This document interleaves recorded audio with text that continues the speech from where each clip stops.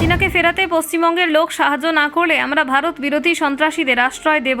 প্রাক্তন সেনা কর্মকর্তার হুঁশিয়ারি, না হলে বাংলাদেশে আশ্রয় পাবে ভারতের সন্ত্রাসবাদীরা। হাসিনুর রহমানের বিতর্কিত মন্তব্যে দুই দেশের কূটনৈতিক সম্পর্কের ওপর চাপ বাড়ল। দিল্লি বিস্ফোরণ এবং মুর্শিদাবাদের জঙ্গি শিকড়ে বাংলাদেশকে ঘিরে উদ্বেগ। পাকিস্তান ও বাংলাদেশের হয়ে ভারত বিরোধী জঙ্গিরা ঘনিষ্ঠ হচ্ছে, এমনটাই দাবি হাসিনুরের। সাইফ ও লস্করের পরিকল্পনা, মুর্শিদাবাদ হয়ে ভারতীয় সীমান্তে হুমকি, আন্তর্জাতিক নিরাপত্তা সতর্ক।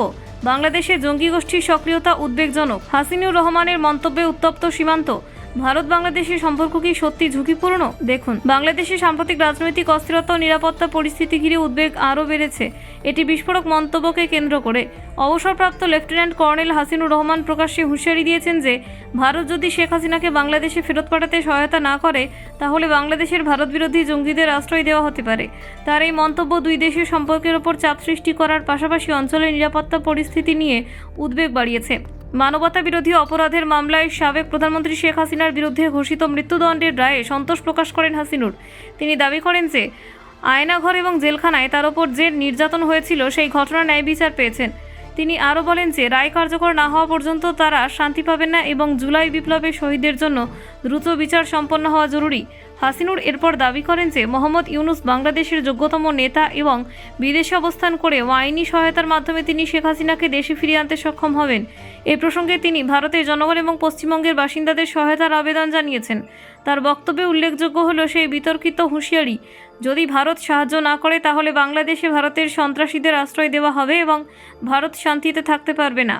এই হুমকি এমন সময় এসছে যখন বাংলাদেশে জঙ্গি গোষ্ঠীর গতিবিধি নিয়ে নানান ধরনের তথ্য প্রকাশ পাচ্ছে। ডেক্কান ক্রনিকলসের এক সাম্প্রতিক রিপোর্টে উল্লেখ করা হয় যে দিল্লি বিস্ফোরণের কয়েকদিন আগে ঢাকার বনানীতে একটি অনুষ্ঠানে ভার্চুয়ালি যোগ দিয়েছিল পাক জঙ্গি নেতা সাইফ। এই অনুষ্ঠানকে কেন্দ্র করে বেশ কয়েকজন বাংলাদেশি ও পাক ঘনিষ্ঠ জঙ্গি নেতার উপস্থিতির কথা উঠে আসে রিপোর্টে।